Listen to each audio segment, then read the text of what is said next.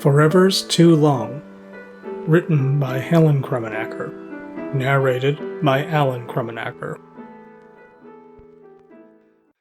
Clara had just given me a little nod to tell me she was done taking photographs and I could wrap things up when a hand that could have been used to argue that man was descended from grizzly bears fell on my shoulder. The arm that went with the hand continued the large and powerful motif, and the eyes I met suggested he'd just come out of hibernation to discover his cave was all out of coffee. But dull though he might be, his memory worked just fine.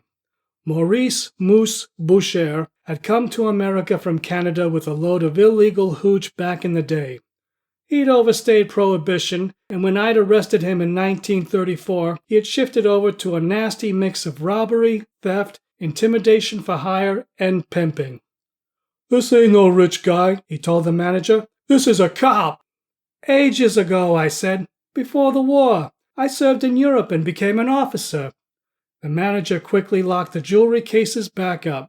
Without saying a word, he gave Moose a nod. Moose swung fast, but I ducked faster. He clipped the manager on the ear, but I doubt it did much. While I was low, I threw an elbow where it would do the most good. As he doubled over, I spun away and kicked him in the neck. Trust me, with a neck as thick as his, it wasn't going to do permanent damage, but it was enough to make him too dizzy to get off his knees right away. Too bad I had my eyes on him and not on the assistant who caught my ribs with a crowbar. I staggered and realized I was going to fall over Moose if I didn't turn it into a roll, which I did, giving Moose another kick, catching him in the temple this time. He finished going down to the floor for a nap while I landed in a crouch on the other side of him. The guy with the crowbar swung it again, just in the air to get a better feel for using it as a weapon. He looked young enough not to have a lot of experience with this kind of thing, and I wondered if I could close in. It would be risky. Another hit with that thing could put me out of the fight myself. I feinted a little to the right, the only sensible approach I'd have toward him, just to test his response.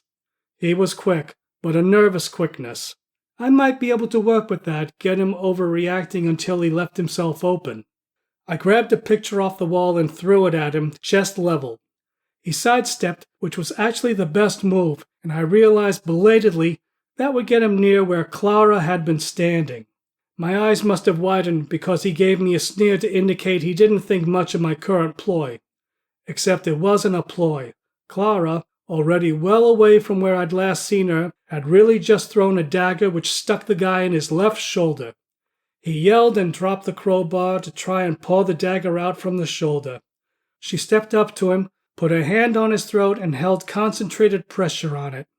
"Leave the knife alone," she told him, "for your sake. It's lodged in the bone, and you'll want a doctor to get it out without the pain being excruciating. Nod if you understand." He did. Apparently her hold was impeding his ability to speak. "Do you know anything about the people who brought in the jewels? It doesn't have to be a name. Any kind of description would be a start." He shook his head. "Then we don't need you conscious." She held the grip 40 seconds more, and he fainted.